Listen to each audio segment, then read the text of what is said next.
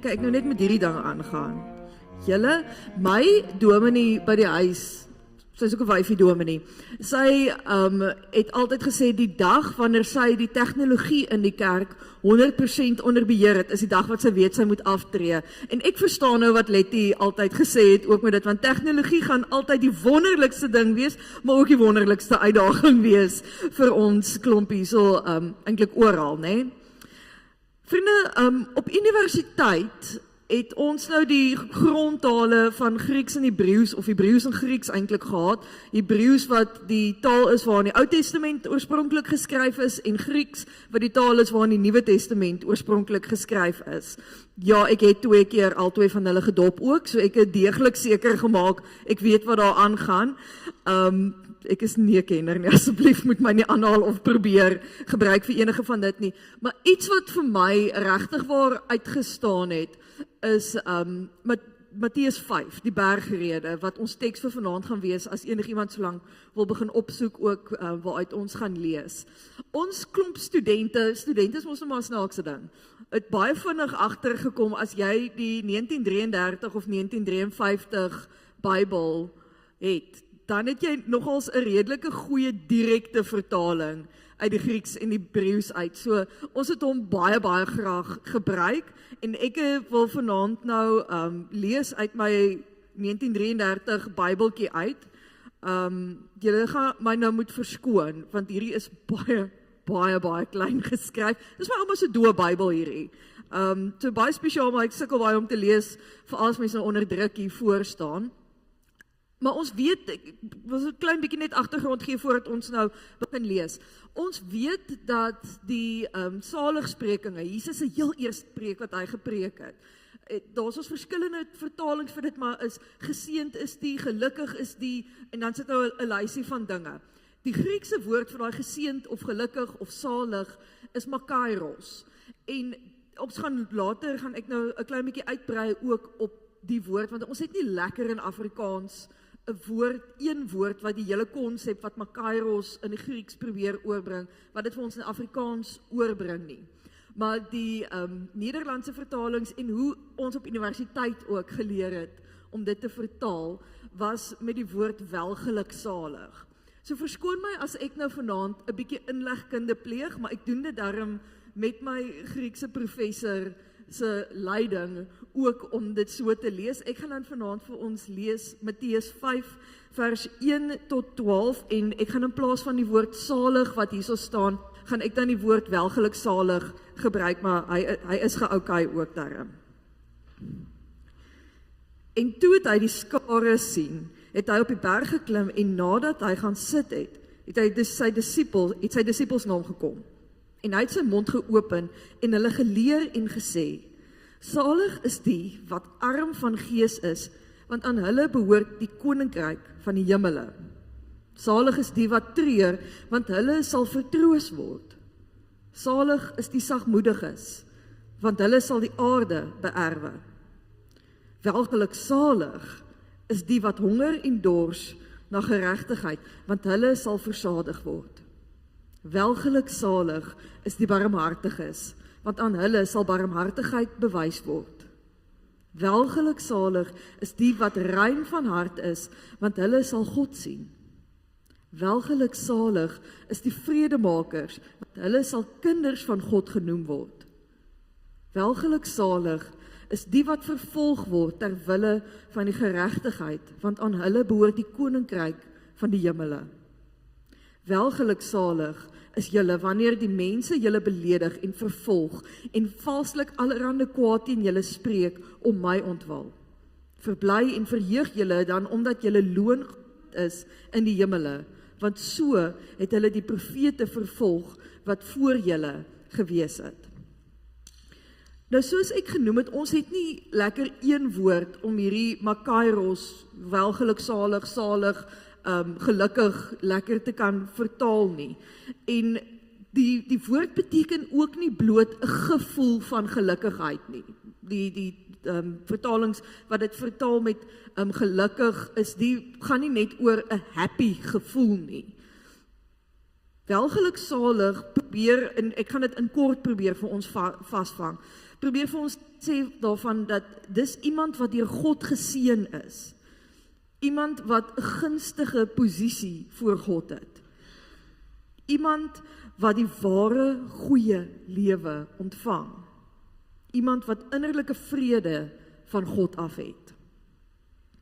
Nou vanaand is ons hierso al op die 4de vloer van ons huisie. Ek wil net so 'n klein bietjie hersienwerk doen. Ons het die eerste aand het Petrie vir ons begin met ons basis, ons fondament van waaraf ons werk, en dit is ongelooflik om te sien hoe 'n wantroue in God, of dan nou soos wat hy vir ons geëindig het, 'n vertroue in God vir ons deurtrek na soveel aspekte van ons lewe toe.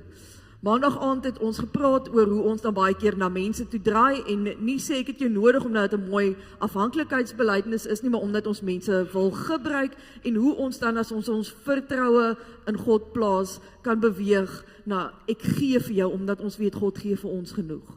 Gisteraand het Petrie vir ons hanteer, waar hy vir ons gehelp het om te sien ons beweeg van ek haat jou as jy nie vir my gee wat ek wil hê nie, na ek aanvaar jou, en dan wat ons baie keer na onsself toe draai, as dinge nie lekker loop nie, dan as ons kwaai op onsself en ons is hard op onsself, ek haat myself, wat dan as ons vreugde en ons vertroue in God vind, verander in ek aanvaar myself.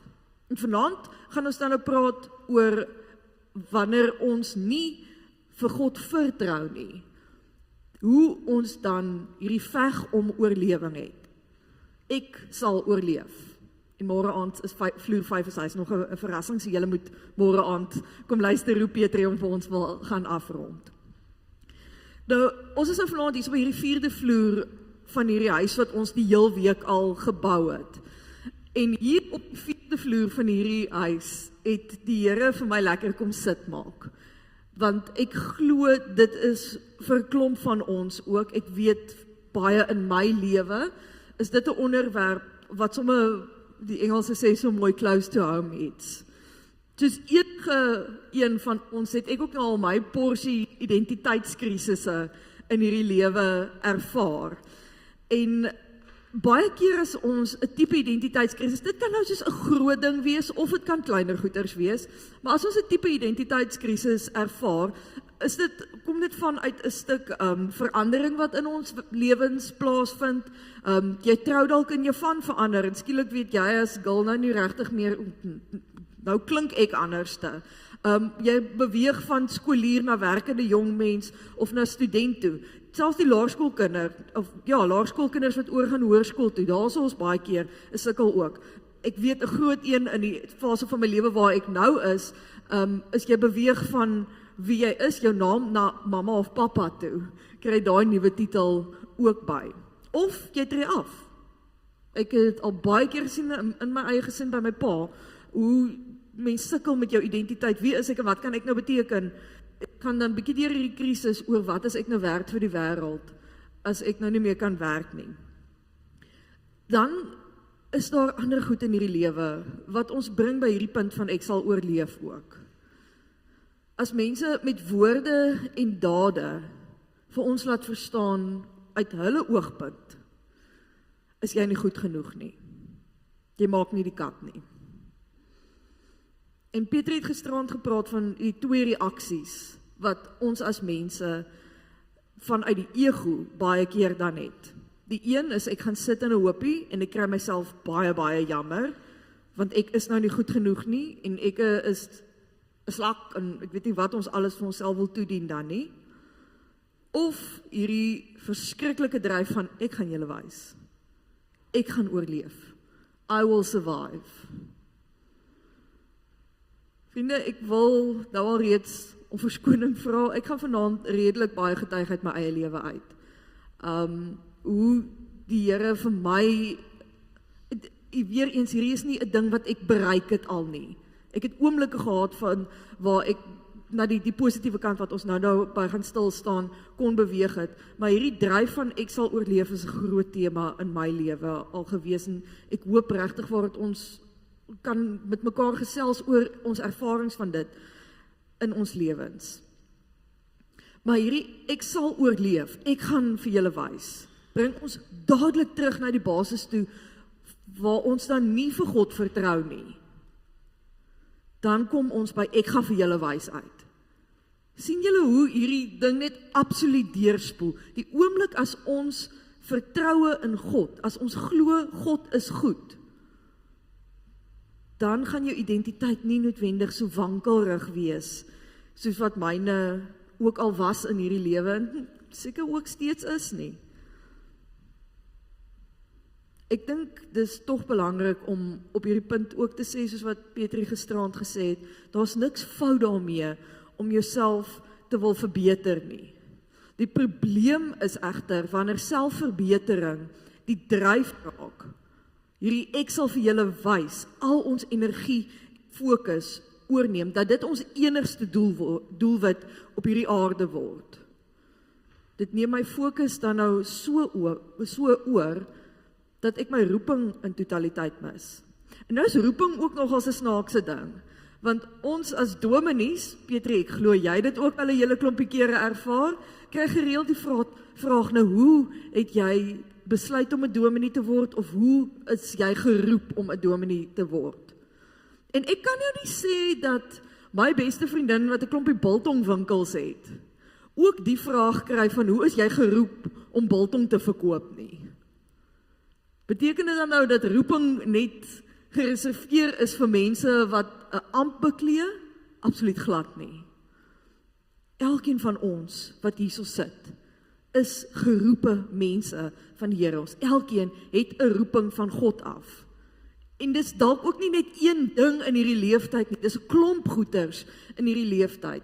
Dit hou dalk nie net verband met jou werk nie, maar ouerskap, ouma en oupa wees, 'n invloed hê op iemand anders se lewe. Dis waar roeping groot vir ons opkom. En wanneer my dryf om myself te verbeter, my dryf om te bewys, so groot raak dat dit my hele lewe oorneem, dan mis ek my roeping, dit waarvoor God my gemaak het, waarvoor hy my geroep het. Dan mis ons so groot uit op hierdie lewe. Die dryf van ek sal oorleef, ek sal 'n antwoord by daai vraagteken kan skryf, is ook in opsig nie verkeerd nie. Ek het vanmiddag nou gaan kyk, ek wou dit saamgebring het, maar dink ek het een keer 'n aanhaling gehoor wat iemand gesê het, 'n dominee wat met baie boeke na 'n preekstoel toe kom, is nie voorbereid nie, dink ek wil nou nie, julle moet dink ek is nie voorbereid nie. Maar ek het so 'n stapel selfhelpboeke, wat goeie goeders is, hoor. Simon Sinek is een van die ouens wat ek baie aanhang, wat goed, hy begin met hierdie start with why, what is your why, en boundaries, en al die mooi goeders, wat vir ons help om te verbeter in die lewe. So, om jouself te verbeter, is nie noodwendig die probleem nie. Petrie het ook gisteraan daarna verwys, dat ja, ons gaan soms nodig hê om met iemand te gaan praat. 'n Dominee, 'n sielkundige, 'n psigiater, om te werk deur goeters in hierdie lewe.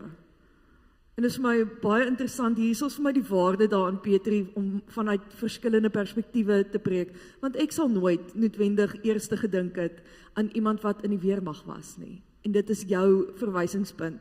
Daar's vir my so mooi, almal van ons wat hierdie verskillende goed ervaar het in die lewe. Daar's ook nie iets fout daarmee om ergens dalk op medikasie te moet gaan om ons te help deur hierdie lewe nie. Ek dink ek is redelik oop genoeg om te kan sê ek is 'n lopende voorbeeld daarvan. Maar waar dit problematies raak, is wanneer ons die probleem so graag wil oplos, dat ons nie meer vir God in die middel van hierdie probleem raak sien nie. Wanneer ons dan vir God heeltemal mis. Wanneer ek dink, dit is net my sessies met my sielkundige, dit is net my medikasie, dit is net my asemhalingsoefeninge en al hierdie mooi dinge wat saam met dit gaan, wat my probleme nou gaan oplos. Dis as ek my probleem wil oplos met my hele hart, my hele siel, al my krag en my hele verstand, wat die probleem begin inkom. Want vriende, dit belang ons behoort aan die Here. My persoonlike ervaring met hierdie 4de vloer en die een wat ek steeds stap, het ek soveel keer gesien hoe God 'n verleentheid kan neem en dit verander in 'n geleentheid. Dit vra dat ons moet begin by daai onderste een, dat ons vir God moet vertrou, dat ons nie so afhanklik moet raak van die remedies dat ons vir God mis nie, dat ons begin by hierdie vertroue, maar dat ons dan kan sien, krisistye is oomblikke wat in God se hande geleenthede kan wees, waar dit vir ons verleenthede is. Ons dink so gereeld hierdie mikrobesluite wat ons lewens vorm, beteken dat ek is die meester van my eie lewe, of ek is die meester van my eie lot. Ek kan self bepaal hoe dinge loop in my lewe. En dan is ons ook 100% bewus daarvan dat enige iets kan gebeur, maar ons weet dit meer met 'n boekop en nie noodwendig met ons hart nie. Want wanneer enige iets dan gebeur en dinge nie loop soos wat ek gewerk het voordat dit moet loop nie, dan val my wiele 'n klein bietjie af. Ek het 'n sterk vasberadenheid. Ek gaan oorleef. Ek gaan totaal en al staat maak op my eie vermoë en ek gaan vir julle wys hoeveel diepte daar in my sit. Ek wou en ek wil steeds vir myself kan sorg. Ek wil nooit ooit afhanklik moet wees van iemand anders nie. So ek bou strukture in my lewe in. Ek werk psigies en fisies hard sodat ek nie nodig het om afhanklikheid ooit ernstiger te hê nie. En dis nogals iets wat ek optel by mense soos wat hulle ouer raak en stelselmate verloor mens mate van jou afhanklikheid of onafhanklikheid, dan is dit een van die goed wat die moeilikste is vir mense. Hulle onafhanklikheid is 'n stuk van hulle trots en wie hulle is. As dinge verkeerd loop, gaan sit ek en ek werk 'n strategie uit. As ek gekonfronteer word met 'n krisis, dan vra ek dadelik, okay, wat gaan ons nou doen daaraan? Vriende, ek glo hierdie is ook een van daai basiese oorlewingsmeganismes wat inskop, soos wat ons maandag aand van gepraat het. Ons het goed wat vinnig vir ons as mense vanuit die ego vir ons opkom. Ek wil oorleef, ek wil my lewe kan beter maak, so wat moet ek doen? Hoe is die ding nou in my hande? Die probleem nou net hierso is die woord ek staan nou nogals redelik in die middel van al hierdie goed wat ons nou genoem het. Ek het hierdie baie mooi gebruik onlangs aangeleer by iemand, dat wanneer ek 'n oproep neem, in 'n nuwe spasie instap, in 'n vergadering instap of iets, neem ek eers net 'n oomblik, haal ek asem, raak ek teenwoordig van waar ek is, en dan stap ek in. Ek dink wat vir ons, waarmee ons uitgedaag word, is om 'n tree verder nog te neem. Wat ons moet doen, is wat Jesus gedoen het. Jesus het in sy mees mensmoment, ek weet hoe moet lekker in Afrikaans te sê, nie sy most human moment, in my siening althans, het hy vir ons so mooi prakties kon demonstreer, hoe ons moet werk as ons in 'n oomblik is, waar ek 'n wil het, en ek wil oorleef. Hy het gegaan van ek sal oorleef, na ek gee oor. Hy het sy begeerte bekend gemaak aan God in Getsemane. Here, as daar enige ander plan is, God, laat hierdie beker by my verbykom. En hy het dit nie net gesê nie, hy het dit met sy hele wese gevoel en geleef. Jy sweet nie sommer net bloed vir niks nie. Dis 'n groot angs. Maar in dieselfde asem het hy gesê, nogtans nie my wil nie, maar U wil, Here. Dit gaan nie oor wat ek kan doen nie. Gaan nie oor wat ek kan doen nie. Gaan nie oor my kragte, my vermoë, of my vertroue wat ek in myself het nie. Dit gaan nie oor my vaardighede of my hulpbronne nie. Dit gaan oor my kapasiteit om my vertroue in God se hande te plaas en dan te sê, ek gee oor. Nogtans, nie my wil nie, maar U wil. Laat U nou oorneem. Vriende, dis 'n mooi voorbeeld om laat te dink, né? Roer ons harte, want die uitkoms is mooi en al die goeters. Wat het met Jesus gebeur? Oomblikke nadat hy oorgegee het vir God. Het dit beter begin gaan met hom? Dit het veel slegter met hom begin gaan. Nog steeds wetend wat gaan volg, en ons weet nie noodwendig wat gaan volg nie, ons hoop daar gaan 'n mooi uitkoms kan kom partykeer, maar dit gaan nie oor wat die uitkoms is nie.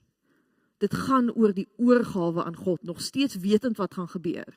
Het Jesus gesê, nogtans nie my wil nie, maar U wil, Here. Hy het geleef vanuit die wete dat God goed is, selfs al het hy oomblikke later spykers deur sy hande gehad.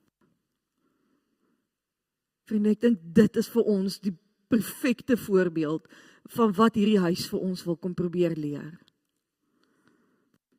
Ons wil baie graag ons situasies kan verbeter. Ons wil baie graag vreugde kan ervaar. En ek dink nie daar's iets verkeerd daarmee om dit te wil ervaar nie. Maar ons hooffokus is baie min kere, as ons nou moet eerlik wees daaroor, ek wil vir God beter leer ken. Ons fokus is baie keer, Here help my. Here bring uitkoms hierso. Want ons glo en vertrou God kan dit doen. En dan, ons het nou al hierdie week 'n paar keer gepraat daaroor, hoe dinge dan wankelrig raak, as die gebede nou nie beantwoord word nie. Meeste van die tyd gaan dit oor hoe ek voel. En vriende, dit is nie net, ek dink ons gaan baie keer na ekstreme voorbeelde, wanneer depressie of neerslagtigheid vir jou kom neerklap op die grond, dan wil jy net so graag weer jouself voel, jy wil net 'n bietjie beter kan voel. Maar daar is ons baie min kere outomaties dan 'n sterk drang na God in daardie oomblikke. En hoor my lied asseblief mooi, ek sê nie nou hierso, ons moet nou medikasie en terapie en al die goeters los en sê, okay Here, nou nie my wil nie, maar U wil. Ons is nog steeds rentmeesters en God vertrou steeds om mooi te werk, ook met goed in hierdie lewe. Maar ons moet onsself ook in hierdie oomblikke onderwerp aan God en sê, Here, neem U nou die leiding. Wees U nou die een wat voorgaan. Almal van ons het al keer op keer getuienisse gehoor van mense wat vertel het hoe God gekom het en verleenthede kom omskep het in geleenthede. Ons moet nie eindresultate najaag nie, maar ons moet 'n verhouding met die Here bly najaag. Ons moenie bly dink, hoe kan ek my lewe beter inkleer nie, maar ons moet begin met hierdie basis van vertroue in God en weet dat God goed is. Ons teks vanaand praat ek dink die oude Nederlands is waar die welgeluksalig vandaan kom. Praat van welgeluksalig is mense en dan kry ons 'n lekker lysie, so is natuurlik 'n teks waarvan ek sal hou. Maar die lysie van die mense wat as welgeluksalig bestempel word, is nie noodwendig die mense wat ek tradisioneel as gelukkig, welgeluksalig, geseënd sal sien nie. Die armes van gees, die wat treur, die sagmoediges. Dit klink mooi, maar dis mense op wie daar nogals maklik getrap kan word ook, né? Die wat honger en dors is, die barmhartiges, en ons weet barmhartigheidswerk is 'n baie keer 'n ondankbare werk ook. Die wat rein van hart is, die vredemakers. Hierdie wêreld hou nie van vredemakers nie, hulle hou van mense wat lekker kan veg. Ons gaan hom rol. Die wat vervolg word en die wat beledig word. Hoe kan hierdie mooi woord welgeluksalig dan gekoppel word aan hierdie groep mense? Want dit klink nie na 'n groep waaraan ek noodwendig graag sal wil behoort nie. Dalk nou die sagmoediges en die barmhartiges, hier's dalk so 1 of 2 goedjies waarby ek sal wil inskakel. Maar hierdie hele ding, ek sien nie kans om hierdie hele ding in te slaat nie. Hoe kan ons dan uit Jesus se mond, uit die eerste preek wat hy doen, hoor, hierdie mense is wel geluksalig. Die ding wat hulle in gemeen het, vriende, die ding wat hulle as groep bind, is dat hulle verstaan, geluk kom na die mense wat die vermoë het om te besef, hulle het nie die krag om na hulle self om te sien nie. Hulle het nie die kapasiteit om op hulle eie te oorleef nie. Hulle is nie sterk genoeg nie. Dis omdat hulle vervolg word, omdat hulle beledig word, omdat hulle honger en dors is, omdat hulle treur, dat hulle afhanklikheid kan verklaar. Hulle wil nie die trane en die mense wat hulle beledig en die mense wat hulle vervolg verkeerd bewys nie. Ja, hierdie is wat nou in my lewe aangaan. En ek onderwerp my aan God.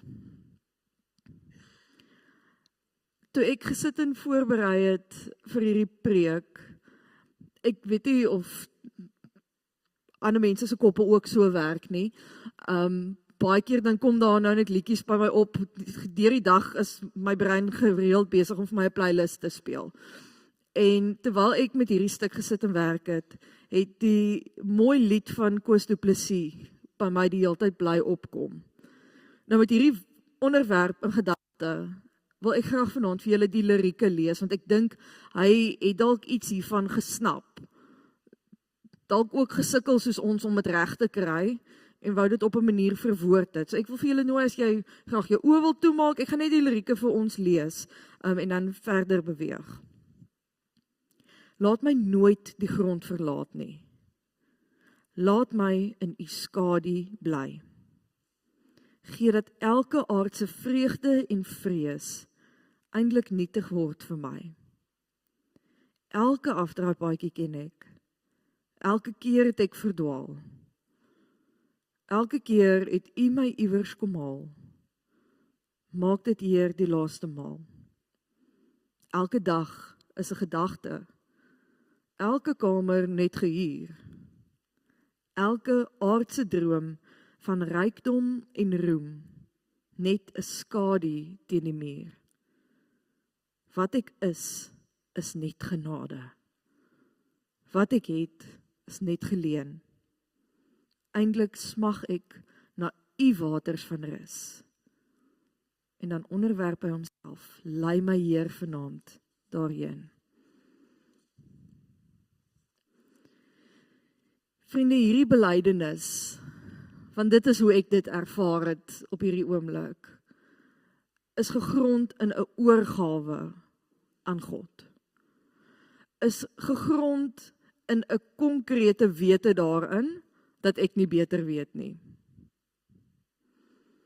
My ma het altyd, terwyl ek kind was, as ek vra hoekom iets moet doen, of hoekom daar 'n reël van 'n aard is, dan sy gesê, want ek sê so. Ek glo dit word nog steeds ernstig gebruik deur ma's en oumas en pa's en oupas ook. Die Here kom vra nie net van ons om ons aan hom te onderwerp, want hy sê so nie. Hy kom vra dit vir ons, want hy het 'n ongelooflike plan met elkeen van ons se lewens. Hy het elkeen van ons so delikaat aan mekaar verweef en hou aan om in en deur ons te skep. Vriende, met fisika en biologie, die feit dat jy opstaan elke dag is niks kort van 'n wonderwerk nie. God werk deur en in jou lyf. Hy wil so graag hê, ons moet die pad stap wat hy vir ons wil hê. Maar dit gaan vra dat ons, soos Jesus, ten volle moet bly bely en weet met ons hele hart, ons hele siel, ons hele verstand. God is goed. God gee om vir my. God weet wie ek is. God is lief vir my. Ek is nie toevallig hier nie. Ek kan in God se hande 'n wonderlike geleentheid wees ook. Nie om die uitresultate na te jaag nie, maar om 'n lewe by God te bly najaag. Oorgawe aan God vra van ons om te bly leef met die konkrete wete God is goed.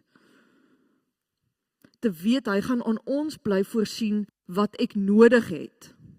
Groot verskil van wat ek wil hê. Ongelukkig of gelukkig. Dankie tog, ek hoef nie al die planne al te gemaak het wat die Here in my lewe gemaak het nie. God gaan in my voorsien wat ek nodig het om sy koninkryk uit te brei. En hierdie is mooi goeders om te hoor. En is dalk op 'n manier vir jou vanaand iets wat jou tref en jy wil dit al hoe meer begin inkorporeer in jou lewe. Vriende, ek is 100% bewus daarvan. As jy met groot traumas gekonfronteer word, dan is hierdie moeilik. As jy sit met vrae van hoekom ek 'n kind moet verloor, hoekom die ding of daai ding met my moet gebeur, dan is hierdie baie moeilik om te sê, maar ek vertrou nog steeds dat God goed is. God ken ons as mense gelukkig en het nie verniet dat hierdie mensmoment van Jesus afgespeel het nie. Hierdie mensmoment waar Jesus wou gehad het, laat die beker by my verbygaan, maar toe nog steeds oorgegee het en oomblikke later aan 'n kruis gehang het. Gelukkig weet ons ook, en het Jesus se verhaal vir ons tasbaar kom wys, die storie stop nie net daarso, met hande met spykers in nie. Die storie gaan aan, tot by die Sondag, tot by 40 dae later, tot by nog 'n week of 10 dae later, tot vandag toe, waar die Here elkeen van ons intrek in die uitbreiding van sy koninkryk. Elkeen van ons het die gawes van die Gees ontvang. Elke liewe een van ons. 'n Unieke stel gawes ontvang. Van hoe God ons wil gebruik. Juis met die doel om deel te neem aan die uitbreiding van die koninkryk van God. Om te dien daarmee. Ek het die verantwoordelikheid om te volhard as rentmeester. Maar terselfde tyd totaal en al oorgegee wees aan God. As ek dit begin leef, as ek dit begin deel maak van my groot dink in my kop en my nie noodwendig hardop dink nie in my hart, dan gaan ons elkeen iemand kan wees wat deur God geseën is. Wat in 'n gunstige posisie voor God staan. Dan gaan ons die ware goeie lewe ontvang. Dan gaan ons innerlike vervulling en vrede van God ervaar. Dan gaan Makairos deel wees van ons lewens, ten spyte van die situasie waarin ons onsself bevind. Soos Jesus vir ons so prakties kom wys het.